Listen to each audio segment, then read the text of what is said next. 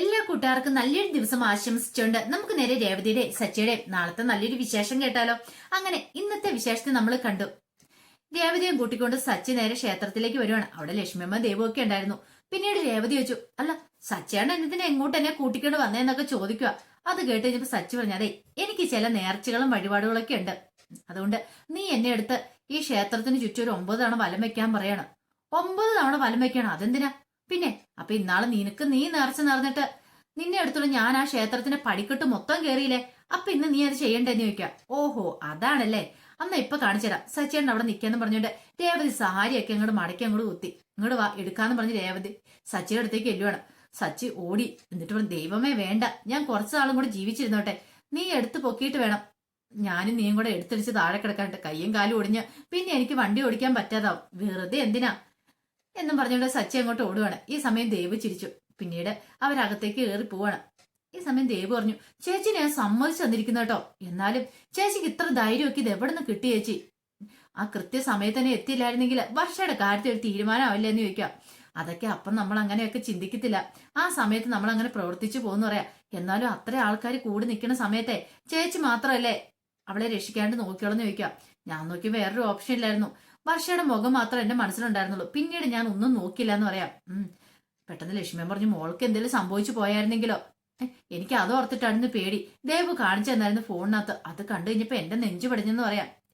അങ്ങനെ എനിക്കൊന്നും സംഭവിക്കാൻ പോവില്ലമ്മേ, അമ്മ ധൈര്യമായിട്ട് ഇരിക്കുക, ദൈവം ഇല്ലേ നമ്മുടെ കൂടെ, നമ്മൾ പ്രാർത്ഥിക്കുന്ന ദേവി നമ്മളോടൊപ്പം ഇല്ലേന്ന് ചോദിക്കാം. അതൊക്കെ ശരി തന്നെയാ എന്ന് പറയണം. അപ്പോഴേക്ക് സച്ചു പറഞ്ഞു, ഇവളുടെ ധൈര്യം, എന്തെങ്കിലും സംഭവിച്ചു പോയായിരുന്ന കാണാരെന്ന് പറയണം. അതെ അങ്ങനെ ഒന്നും സംഭവിച്ചു പോകാനൊന്നും പോകുന്നില്ലെന്ന് പറയാം. ഇത് കേട്ടതും ദേവ് ചോദിച്ചു, എന്നാലും ചേച്ചിക്ക് ഇത്ര ധൈര്യം കിട്ടിയത് എവിടെ നിന്നാണ് എനിക്ക് മനസ്സിലാകത്തെ? എങ്ങനെയൊന്നും മനസ്സിലായില്ലേ, സച്ചേട്ടനോടൊപ്പമല്ലേ ഞാൻ ജീവിക്കുന്നേ, പിന്നെ എങ്ങനെ ധൈര്യം കിട്ടാതിരിക്കുന്നേ? സച്ചേട്ടൻ അവിടെ ഓരോ അടിയും തടവൊക്കെ ചെയ്യുന്ന ഞാൻ കാണുന്നതല്ലേ, എന്ത് കണ്ടാലും മുന്നിട്ടിറങ്ങും, പിന്നെ അടിക്കടി, അങ്ങനെയല്ലേ? അതൊക്കെ ഞാൻ കണ്ട് കുറെ കാലമായിട്ട് എനിക്കും അതൊക്കെ നല്ല ശീലമായെന്ന് പറയാം, അതുകൊണ്ടാന്ന് പറയണം. ഓഹോ അപ്പൊ അങ്ങനെയാണല്ലേ, എനിക്കിട്ട് നീ ഭാരം പണിതോളാൻ പറയണം. പിന്നീട് അവര് ക്ഷേത്രത്തിനും കൂടി ചെല്ലുവാണ്. ഈ സമയം രേവതി പറഞ്ഞു, അല്ല എന്തിനമ്മ ഇനി ഇങ്ങോട്ട് വിളിച്ചോണ്ട് വന്നേന്ന് ചോദിക്കാം. അത് പിന്നെ സച്ചിമോൻ എന്നെ വിളിച്ചിട്ട് പറഞ്ഞിട്ടുണ്ടായിരുന്നു മോളെ കുറിച്ചൊക്കെ. പിന്നീട് പറഞ്ഞു, അതെ ദൃഷ്ടിദോഷം പെട്ട് കാണുമായിരിക്കും, ചിലപ്പം കണ്ണ് കിട്ടി കഴിയുമായിരിക്കും മോൾക്ക്, അപ്പൊ ഒന്ന് ഒഴിഞ്ഞിടണോന്ന്, തിരുമേനിയെ കൊണ്ടൊന്ന് ഒഴിഞ്ഞിടണമെന്ന് പറയിച്ചിട്ടുണ്ടായിരുന്നു, അതിനു വേണ്ടി മോളെ ഇങ്ങോട്ട് വിളിച്ചു വരുത്തിയാന്ന് പറയാണ്. എനിക്ക് എവിടെ നമ്മെ കണ്ണ് കിട്ടാനായിട്ട്, എനിക്ക് കണ്ണ് കിട്ടാനോ? പെട്ടെന്ന് സച്ചു പറഞ്ഞു, അതൊക്കെ നീ പറയും, ഇന്നലത്തെ കാര്യങ്ങൾ അങ്ങനത്തെ വലിയ നല്ല കാര്യങ്ങളൊക്കെ അല്ല നടന്നേ, സോഷ്യൽ മീഡിയസിലൊക്കെ വൈറലായി, ആരെങ്കിലും എന്തെങ്കിലും ചിന്തിച്ചാ പോരെ, ഈ പെണ്ണെന്താ ഇത്രയും കാണിക്കണേ, ഇതിന് മാത്രം ആരോഗ്യം ഒന്ന് ചിന്തിച്ചാ പോരെ, പിന്നെ അതോടുകൂടി തീർന്നു പറയാൻ.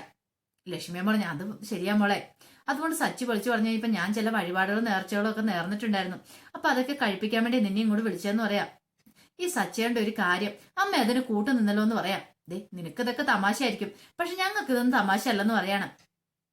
പിന്നീട് നേരെ ശ്രീകോലിന് അങ്ങോട്ട് വരികയാണ്. അപ്പോഴേക്കും തിരുമേനി അങ്ങോട്ട് ഇറങ്ങി വന്നു. ആഹാ രേവതി മോളെ ഞാൻ കണ്ടാലെന്ന് പറയാണ് ഫോണിനകത്ത്, എന്നാലും മോളെ ഞാൻ സമ്മതിച്ചു തന്നിരിക്കുന്നു കേട്ടോ, കൃത്യസമയത്ത് തന്നെ മോൾക്ക് അങ്ങനെ ഉചിതമായിട്ട് തീരുമാനം എടുക്കാൻ തോന്നിയതുകൊണ്ടല്ലേ ആ പെൺകുട്ടിയുടെ ജീവൻ രക്ഷിക്കാനായിട്ട് പറ്റിയത്, അല്ലെങ്കിൽ എന്ത് സംഭവിച്ചണം? അത്ര ആണുങ്ങള് ധൈര്യമില്ലാതെ മാറി നിൽക്കുമല്ലായിരുന്നോ? ആ സമയത്ത് മോള് കൃത്യസമയത്ത് തന്നെ അങ്ങോട്ട് വന്ന് അവരെ കൈകാര്യം ചെയ്തുകൊണ്ടാ ഇങ്ങനെയൊക്കെ സാധിച്ചേ. എന്നാലും മോൾക്ക് ഇതിനുള്ള ധൈര്യം ഇത് എവിടുന്ന് കിട്ടിയെന്ന് ചോദിക്കാം. ഇത് കേട്ടതും രേവതി പറഞ്ഞു, എനിക്ക് ധൈര്യം കിട്ടിയ സച്ചേട്ടൻ എന്നാണ്, സച്ചേട്ടൻ ആള് ബോൾഡായിട്ടൊരാളാ, എത്ര പേര് വന്നാലും അടിച്ചു നിൽക്കും, അപ്പൊ അതുകൊണ്ട് ആ ഒരു ധൈര്യം എനിക്ക് കിട്ടിയിരിക്കുന്നു പറയാം. ഇത് കേട്ടാൻ തിരുമേനി ഒന്ന് ചിരിക്കുകയാണ്. പിന്നീട് തിരുമേനി ഒരു തേങ്ങ എടുത്ത് രേവതിനെ ഒഴിയാൻ തുടങ്ങുകയാണ്. പെട്ടെന്ന് രേവതി പറഞ്ഞു, അതെ സച്ചേട്ടനെ കൂടെ വിളിക്കട്ടെ എന്ന് പറയണം. സച്ചിനെ വിളിച്ചു, ഇങ്ങോട്ട് വരാൻ പറയണം. എന്താ ഇവിടെ ഒന്ന് നിൽക്കാൻ പറയണം. എന്തിനാ രേവതി? സച്ചേട്ടന് വല്ല ദോഷം കിട്ടിയിട്ടുണ്ടെങ്കിൽ പിന്നെ എനിക്കെന്ത് ദോഷം കിട്ടാനായിട്ടാ, അതൊന്നും പറഞ്ഞിട്ട് കാര്യമില്ല, ഇങ്ങോട്ട് മാറി നിൽക്കാൻ പറയണം. അങ്ങനെ സച്ചിനെയും രേവതിനെയും കൂടെ തിരുമേനി ഒഴിഞ്ഞു ദൃഷ്ടിദോഷമൊക്കെ മാറ്റുവാണ്. പിന്നീട് സച്ചിയോട് പറഞ്ഞു, ഈ തേങ്ങ കൊണ്ട് ഉടച്ചോളാൻ പറയണം. അങ്ങനെ സച്ചി തേങ്ങ ഉടയ്ക്കാനായിട്ട് അങ്ങോട്ട് പോവാണ്. ആ സമയം തിരുമേനി പറഞ്ഞു, ഒരു പക്ഷേങ്കിൽ ഇപ്പൊ കൃഷ്ണേട്ടൻ ജീവിച്ചിരിപ്പുണ്ടായിരുന്നെങ്കിൽ ഇതൊക്കെ കണ്ട് കൃഷ്ണേട്ടൻ ഒത്തിരി സന്തോഷിച്ചാണെന്ന് പറയാം. മോളെ കുറിച്ചായിരുന്നു കൃഷ്ണേട്ടൻ എന്നും വേവലാതി, മോൾക്ക് നല്ലൊരു ജീവിതം കിട്ടിയില്ലോ എന്നൊക്കെ ഓർത്തോണ്ട്. ഇത് കേട്ടത് ലക്ഷ്മിയമ്മയുടെ കണ്ണ് നിറഞ്ഞു വന്നു. ലക്ഷ്മി പറഞ്ഞു, അത് ശരിയാ തിരുമേനി പറഞ്ഞത്, മോളെ കുറിച്ച് ഓർത്തിട്ടായിരുന്നു ഇന്നും അദ്ദേഹത്തിന് ആദ്യം, ഒരുപക്ഷെ അദ്ദേഹം മോളിലിരുന്നതെല്ലാം കാണുന്നുണ്ടായിരിക്കും എന്ന് പറയണം. അപ്പോഴേക്ക് സച്ചിയും കൂടെ അങ്ങോട്ട് വന്നു. സച്ചി പറഞ്ഞു, ഇനി ഇതോർത്തിന് സങ്കടപ്പൊന്നും വേണ്ട, കഴിയാനുള്ള കാര്യങ്ങളൊക്കെ കഴിഞ്ഞില്ലേ, ഇനിയിപ്പൊ അതോർത്ത് വിഷമിച്ചിട്ട് എന്താ കാര്യം ഇരിക്കുന്ന, വാ നമുക്ക് പോവാന്ന് പറയാണ്. അങ്ങനെ അവർ ക്ഷേത്രത്തിൽ നിന്ന് പുറത്തേക്ക് വരുക. പിന്നീട് പോകാൻ നേരത്ത് രേവതി എന്ന് അമ്മയോട് പറഞ്ഞു, ഞാൻ പോയിട്ട് വട്ടെ അമ്മേ, വിഷമിക്കൊന്നും വേണ്ടാന്ന് പറയാണ്. എനിക്ക് ഇപ്പോഴാ സമാധാനമായത്. ഇതേ സച്ചിൻ നിന്നെ പൊന്നുപോലെ നോക്കുന്നുണ്ടെന്ന് അറിഞ്ഞു കഴിഞ്ഞപ്പോ ഒരു പക്ഷേ ഇതേ കൃഷ്ണേട്ടൻ ഉണ്ടായിരുന്നെങ്കിൽ ഏറ്റവും കൂടുതൽ സന്തോഷിക്കുന്ന അദ്ദേഹമായിരിക്കും ഈ സമയത്ത്. ആദ്യമൊക്കെ എനിക്ക് നല്ല പേടിയുണ്ടായിരുന്നു, നിന്റെ സച്ചിയുടെ ജീവിതം എങ്ങനെയായി തീരുമെന്ന് ഓർത്ത്. പക്ഷെ ഇപ്പൊ എനിക്ക് ആ പേടിയില്ല. സച്ചിൻ നിന്നെ നോയിക്കോളൂന്ന് എനിക്ക് ഉറപ്പുണ്ട്. ഇത് കേട്ടതിന് രേവതി പറഞ്ഞു, അതെ ഇനി സംസാരിച്ചുകൊണ്ടിരിക്കാൻ സമയമില്ല. അപ്പൊ ശരി എന്നും പറഞ്ഞുകൊണ്ട് രേവതി ഇന്ന് കാറിലേക്ക് കയറുവാണ്. അങ്ങനെ അവര് പോവാണ്. പോണ സമയത്ത് സച്ചി പറഞ്ഞു, എന്നാലും എല്ലാരും പറഞ്ഞപ്പോഴും ഞാൻ വിശ്വസിച്ചില്ല, ഇപ്പൊ എനിക്ക് നല്ല വിശ്വാസമായെന്ന് പറയണ. എന്ത്? അല്ല നിന്റെ കാര്യം ഓർത്തിട്ട്. ഓ അത്രയ്ക്ക് അങ്ങോട്ട് പറയാൻ മാത്രം ഒന്നും ഇല്ല സച്ചേട്ടാ. ആ സമയത്ത് ഞാൻ ഒരു ഉചിതമായ തീരുമാനം എടുത്തു, അത്ര മാത്രമേ ഉള്ളൂ, അതിനപ്പുറത്തേക്കൊന്നും ഇല്ലാന്ന് പറയണ. അങ്ങനെ അവര് യാത്ര ചെയ്ത് അങ്ങോട്ട് പോണ സമയത്ത് പെട്ടെന്ന് സച്ചി ചോദിച്ചു, ഈ പാർക്കിൽ വെച്ചല്ലേ ഇന്നലെ നീ അവനെ എറിഞ്ഞെന്ന് ചോദിക്കണം. അതെ. ഒരു മിനിറ്റ് എന്ന് പറയണ. എന്താ സച്ചേട്ടാ? വരാൻ പറയാണ്. അങ്ങനെ രേവതിയും കൂട്ടിക്കൊണ്ട് അങ്ങോട്ട് കയറി ചെല്ലുവേണം. അങ്ങനെ ചെന്ന് കഴിഞ്ഞപ്പോ രേവതി ആ എറിഞ്ഞ കട്ട അവിടെ പൊട്ടിക്കിടപ്പുണ്ടായിരുന്നു, നടുവേ പൊട്ടിക്കിടപ്പുണ്ടായിരുന്നു. പെട്ടെന്ന് സച്ചി എന്ന് ആ കട്ട എടുത്ത് 2 കട്ടയുടെ പീസ് എടുത്തു. ആഹാ, ഇത് വെച്ചല്ലേ നീ എറിഞ്ഞെന്ന് ചോദിക്കണം. അതെ, ഇതിന് നല്ല വെയിറ്റ് ഉണ്ടല്ലോ എന്ന് പറയാം. അത് അത്യാവശ്യം വെയിറ്റ് ഉണ്ട്, എന്നാലും നിന്നെ അത് സമ്മതിച്ചു തന്നിരിക്കുന്നു കേട്ടോ. ഇത്രയും വെയിറ്റ് ഉള്ള കട്ട എടുത്ത് അവന്മാരെ എറിയാന്ന് പറഞ്ഞ ചുടുകട്ടയാണെങ്കിലുവേ സച്ചേട്ടാ, ആ സമയത്ത് നമ്മൾ അങ്ങനെയൊന്നും നോക്കത്തില്ലെന്ന് പറയാം. സച്ചി ആ കട്ട എടുത്തിട്ട് ചോദിച്ചു, അല്ല നീ എങ്ങനെ എറിഞ്ഞെന്ന് ചോദിക്കണം, കാണിച്ചു തരണോ എന്ന് പറഞ്ഞുകൊണ്ട് രേവതി ഒരു കട്ടയും കൂടെ മേടിച്ചു. അവിടെ നിൽക്കുക, ഇപ്പൊ ഞാൻ കാണിച്ചു തരാന്ന് പറയണ എങ്ങനെ എറിഞ്ഞെന്ന്. അയ്യോ വേണ്ടേ, എന്റെ തല തല്ലി പൊള്ളിക്കല്, ഞാന് അറിയാതെ പറഞ്ഞു പോയതാ, ആ കട്ടയും കൂടെ വരാൻ പറഞ്ഞാണ്. രേവതി പെട്ടെന്ന് താഴേക്ക് ഇട്ടു. സച്ചേട്ടൻ എന്തിനാ ഈ കട്ട? അതൊക്കെ എനിക്ക് വേണം വീട്ടിൽ കൊണ്ടാന്. വീട്ടിൽ കൊണ്ടാൻ അതെന്തിനാ? ഈ കട്ടയും കൊണ്ട് പല പ്രയോജനം ഉണ്ടാവും ഇനി. എന്ത് പ്രയോജനം സച്ചേട്ടാ? അത് അവിടെ ഇട്ടിട്ട് വെറുതെ എന്തിനാ ഇതും ചുമന്ന് വീട്ടിലേക്ക് പോണെന്ന് ചോദിക്കാം. അത് നിനക്ക് പറഞ്ഞാൽ മനസ്സിലാവില്ല. ഈ കട്ട കയ്യിൽ വേണം. ഈ കട്ട കയ്യിലുണ്ട് ഇച്ചിരി ധൈര്യമൊക്കെ ഉണ്ടാവും പറയാ. ധൈര്യം ആർക്ക്? നിനക്ക് ധൈര്യം ഉണ്ടാവും, പക്ഷെ വീട്ടിലുള്ളവർക്ക് പേടിയുണ്ടാവും പറയാം. വീട്ടിലുള്ളവർക്കൊക്കെ ഇത്ര അഹങ്കാരം കൂടുന്നുണ്ടോന്നൊരു സംശയം. ഈ കട്ടയുമായിട്ട് അങ്ങോട്ട് ചെല്ലുവാണെങ്കിൽ അവരെ മര്യാദ പഠിപ്പിക്കാൻ പറ്റും. അതുകൊണ്ട് ഞാൻ പറയുന്നത് നീ അങ്ങോട്ട് അനുസരിച്ചാൽ മതി, വരാൻ പറയാണ്. അങ്ങനെ അവർ 2 വീട്ടിലേക്ക് പോവാണ്.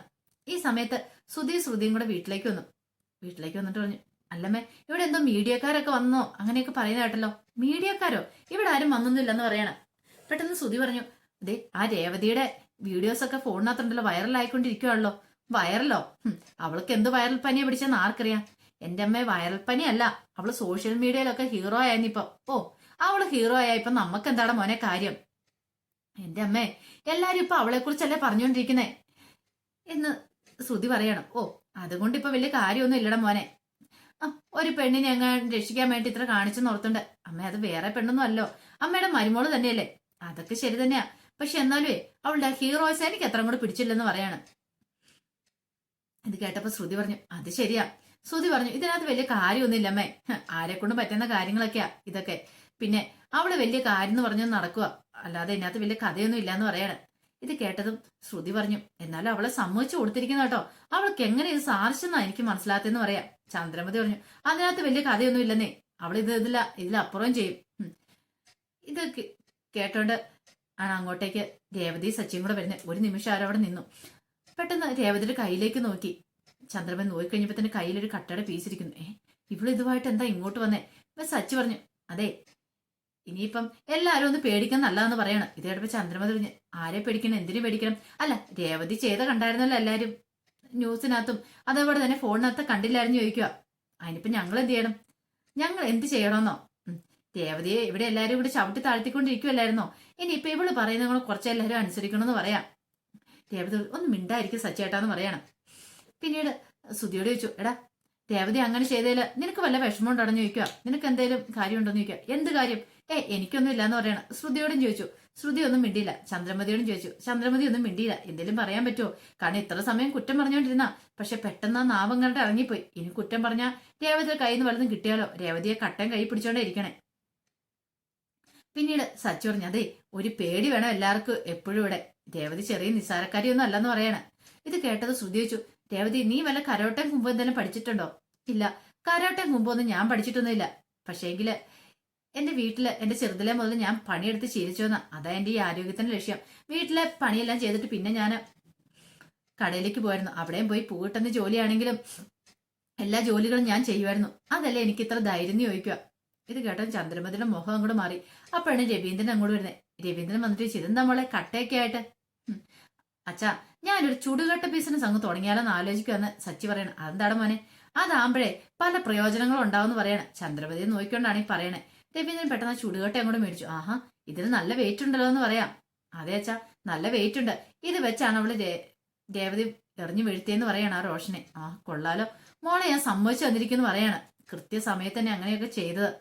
ഇത് കേട്ടതും ചന്ദ്രമതിക്ക് അങ്ങോട്ട് ഇഷ്ടപ്പെട്ടില്ല. ചന്ദ്രമതിക്ക് നല്ല ദേഷ്യം വന്നു. എല്ലാരും കൂടെ രേവതിനെ അങ്ങോട്ട് പുകഴ്ത്തുന്ന കാണുമ്പോ ചന്ദ്രയ്ക്ക് അങ്ങോട്ട് സഹിക്കാൻ പറ്റുമോ? ചന്ദ്ര പെട്ടെന്ന് മുഖം വീർപ്പിച്ച് ഇങ്ങനെ അങ്ങോട്ട് നിൽക്കുവാണ്. സച്ചി പറഞ്ഞു, അമ്മയ്ക്ക് എന്താ ഇഷ്ടപ്പെട്ടിട്ടില്ലെന്ന് തോന്നില്ല. അമ്മയുടെ മരുമോള് വലിയ ഹീറോയിസം കാണിച്ച. ഓ, ഇത് വലിയ ഹീറോയിസം ആണെന്ന് എനിക്ക് തോന്നില്ലെന്ന് പറയാം. രവീന്ദ്രൻ പറഞ്ഞു, നീയാണെ അങ്ങനെ ചെയ്യുവോ? അത്ര ആൺകുട്ടികളൊക്കെ നോക്കി നിൽക്കുക. രേവതി മോള് മാത്രമല്ലേ അങ്ങനെ ചെയ്തോളൂ. നീയൊക്കെ ആണെങ്കിൽ ആ സെക്കൻഡ് തന്നെ അവിടെ നിന്ന് ഓടത്തുള്ളൂ. അവിടെ നിൽക്കത്ത് പോലും ഇല്ല. പിന്നെ പോയ വഴിക്ക് പുല്ല് പോലും കിളിക്കില്ല എന്ന് പറയാം. ഓ, നിങ്ങൾ അത്ര വലിയ എന്നെ കളിയാക്കൊന്നും വേണ്ടെന്ന് പറയാണ്. കളിയാക്കിയതല്ല, ഉള്ള കാര്യം ഞാൻ പറഞ്ഞതല്ലേ ചന്ദ്രൻ, സത്യമല്ലേ എന്ന് ചോദിക്കുകയാണ്. ആ സമയം ശ്രുതി ഒന്നും മിണ്ടായിരിക്കുകയാണ്. പിന്നീട് ശ്രുതിയുടെ അടുത്ത് എന്നിട്ട് സച്ചു പറഞ്ഞു, ഇനി എല്ലാരും സൂക്ഷിച്ചും കണ്ട് ഇവിടെ നിൽക്കുന്നത് നല്ലതാ. ഈ കട്ട ഇനിയിപ്പം മുറി കാണും. ആരെങ്കിലും എന്തെങ്കിലും രേവതിക്കെതിരെ തിരിഞ്ഞാണ്ടല്ലോ, ആ കട്ട നിങ്ങളുടെ തലയെ വന്ന് പതിക്കും. പറഞ്ഞില്ല കേട്ടില്ലൊന്നും വേണ്ട. വാ രേവതി എന്നും പറഞ്ഞ് രേവതിയും വിളിച്ചോണ്ട് അകത്തേക്ക് അവിടെ കയറി പോവാ. ചന്ദ്രമതി പറഞ്ഞു, കേട്ടില്ല രവിയേട്ട അവൻ പറഞ്ഞിട്ട് പോയത്. അവള് അങ്ങനെയൊക്കെ ചെയ്യുമെന്ന് നിനക്ക് തോന്നുന്നുണ്ടോ? അത് വെറുതെ സച്ചി വെറുതെ പറയുന്നില്ലേ, നിന്നെ കളിയാക്കി പറയുന്നില്ലേ? അതുപോലും മനസ്സിലാക്കാനുള്ള ബുദ്ധി മോന്നും നിനക്കില്ലേ ചന്ദ്രേ? നീ ഇത് ഏത് ലോകത്താ ജീവിക്കണേന്ന് ചോദിക്കുക. പെട്ടെന്ന് ശ്രുതിയോട് പറഞ്ഞു, ബാ നമുക്ക് മുറിയിലേക്ക് പോയേക്കാം. എന്നിട്ട് പറഞ്ഞു, നീ ഇപ്പൊ അവള് കട്ട വെച്ച് എറിയോന്ന് പോലും പറയാൻ പറ്റില്ല. അവളുടെ അടുത്ത് ഇടപെടുന്ന ഇച്ചിരി സൂക്ഷിച്ചും കണ്ടുമൊക്കെ വേണം കേട്ടോ. അല്ലെങ്കിൽ അവള് കട്ട വെച്ച് നമ്മുടെ തലമണ്ട അടിച്ചു പൊട്ടിക്കുമെന്ന് പറയാം. ശ്രുതി പറഞ്ഞു, ശരിയാ, അതൊക്കെ ഞാനും ചിന്തിക്കാതിരുന്നില്ലെന്ന് പറയാണ്. പിന്നീട് രേവതിയും കൂട്ടി സച്ചി മുറിയിലേക്ക് വരുവാണ്. മുറിയിലേക്ക് വന്നു കഴിഞ്ഞപ്പോ രേവതി, നീ കട്ട എന്തിനാ ഇങ്ങോട്ട് കൊണ്ടുവന്നേ? സച്ചി ആ കട്ടയും പിടിച്ച് ആ മുറി കൂടെ അങ്ങോട്ടും കൂടെ ഓടി നടക്കുവാണ്. ഇത് എവിടെ വെക്കണമെന്ന് അറിയത്തില്ലെന്ന് പറയണേ. എവിടെ വെക്കണമെന്നോ? ഇതെന്തിനാ? ഓ, ഇത് നിനക്ക് കിട്ടിയൊരു മെഡലല്ലേന്ന് ചോദിക്കണം. മെഡൽ? എന്ത് മെഡല്? സാധാരണഗതിയിൽ ഓട്ട മത്സരത്തിന് അങ്ങനെയൊക്കെ മെഡൽ കിട്ടുമല്ലേ എന്ന് പറഞ്ഞാലേ നീ എറിഞ്ഞു വീഴ്ത്തിയേക്കുമല്ലേ. ആ എറിഞ്ഞു വീഴ്ത്തൽ മത്സരത്തിൽ നിനക്ക് ഫസ്റ്റ് പ്രൈസ് കിട്ടിയേക്കുമല്ലേ. അപ്പൊ ഇത് നമ്മൾ സൂക്ഷിച്ചു വെക്കണ്ടേന്ന് ചോദിക്കണം. ഈ സച്ചിയാണ് ഞാൻ ഭ്രാന്ത് പിടിച്ചെന്ന് ചോദിക്കും. ഭ്രാന്ത് പിടിച്ചിട്ടൊന്നുമില്ല എന്ന് പറഞ്ഞാൽ സച്ചി എന്നിട്ട് അവിടെ ടേബിൾ ഇരിക്കുന്നുണ്ടായിരുന്നു, അതിന്റെ സൈഡിലേക്ക് വെക്കുവാണ്. ഇത് ഇവിടെ ഇരിക്കട്ടെ. ഇതെന്തിനാ ഇവിടെ വെക്കുന്നേ? എന്നും കണി കണ്ട് എഴുന്നേൽക്കാനാണെന്ന് ചോദിക്കും. അതെ, എന്നും കണി കണ്ട് എഴുന്നേൽക്കാനാ. പിന്നീട് സച്ചിയുടെ ഈ കാണിക്കലൊക്കെ കണ്ടു കഴിഞ്ഞപ്പോ തന്നെ രേവതിക്ക് ചിരി വന്നു. സച്ചിയാണ് വലിയ സംഭവമായിട്ട് ഇത് എടുത്തിരിക്കുന്നത് മനസ്സിലാവുകയും ചെയ്തു. സച്ചിയോട് ഒത്തിരി നന്ദിയുണ്ടെന്ന് പറയണേ. എന്തിന്? അല്ല, എനിക്കും ഇന്റർവ്യൂവിനും തല കാണിക്കാൻ പറ്റിയില്ലോ, നിന്റെ ഭർത്താവായിട്ടെന്ന് പറയാ. ഓഹോ, അതുകൊണ്ടാണോ? അത് ഞാൻ വലിയ കാര്യമായിട്ടൊന്നും എടുത്തിട്ടില്ലെന്ന് പറയാം. ഒരു തവണ ചക്ക വീണ് മൊയില എത്തുന്നോർത്ത് എപ്പോഴും അങ്ങനെ വേണമെന്നില്ലോ സച്ചേട്ടാ. ഞാൻ അബദ്ധത്തിൽ എറിഞ്ഞു കഴിയുമ്പോ കൊണ്ടു, അതിനേക്കാൾ ഉപരി വേറൊന്നുമില്ല. അതിന് എനിക്ക് വലിയ പരിഗണന തരേണ്ട കാര്യമൊന്നുമില്ലെന്ന് പറയാ. ഇത് കേട്ടപ്പോ സച്ചി പറഞ്ഞു, എല്ലാരെ കൊണ്ടും പറ്റുന്ന കാര്യമൊന്നും അല്ല നീ നടത്തിയത്. അതുകൊണ്ട് നിനക്ക് പ്രശംസ അർഹിക്കുന്നുണ്ടെന്നൊക്കെ സച്ചി പറയാണ്. ഇതോടെ കേട്ടപ്പോൾ രേവതിക്ക് ഭയങ്കര സന്തോഷമായി. തന്റെ ഭർത്താവ് തന്നെ തിരിച്ചറിയുന്നുണ്ടല്ലോ, തന്നെ ചേർത്ത് നിർത്തുന്നുണ്ടല്ലോ എന്നൊരു സന്തോഷമൊക്കെ രേവതിയുടെ മനസ്സിലുണ്ടാകുന്നുണ്ട്. പക്ഷെ ഇതൊക്കെ കണ്ടിട്ട് ശ്രുതിക്ക് ഒട്ടും അങ്ങോട്ട് ഇഷ്ടപ്പെട്ടില്ല. കാരണം രേവതി വലിയ സ്റ്റാറായി നിൽക്കുന്ന അവളെ സംബന്ധിച്ചിടത്തോളം ഒട്ടും ഇഷ്ടമില്ലാത്ത കാര്യമാണല്ലോ. പിന്നെ ചന്ദ്രമതിയുടെ അടുത്ത് എന്നിട്ട് ശ്രുതി പറഞ്ഞു, അതെ, അവള് വലിയ ആള് കളിക്കുക, അവള് വലിയ അഹങ്കാരം കാണിക്കുന്നുണ്ട് അമ്മയെന്ന് പറയാണ്. അവൾ അഹങ്കാരം കാണിക്കട്ടെ മോളെ, എത്രയെന്ന് വെച്ചാൽ അഹങ്കാരം കാണിക്കാനായിട്ടാ? അവൾക്കൊന്നുമില്ല അതിന് മാത്രം. ഒരു കട്ട വെച്ച് ഒരാളെ വീഴ്ത്തിന്ന് പറഞ്ഞിട്ട് അവൾ ഇത്ര അഹങ്കാരം കാണിക്കേണ്ട കാര്യമൊന്നുമില്ല. മോൾ അതൊന്നും മൈൻഡ് ചെയ്യണ്ടെന്ന് പറയാണ്. അപ്പൊ അതിന്റെ വിശേഷങ്ങളൊക്കെ നാളെ നമ്മൾ കാണാനായിട്ട് പോകുന്നത്. ആ വിശേഷങ്ങളൊക്കെ നമുക്ക് എല്ലാവർക്കും കാത്തിരിക്കാട്ടോ. ഒരിക്കൽ കൂടി എല്ലാവർക്കും നല്ലൊരു ദിവസം ആശംസിച്ചു നിർത്തുന്നു.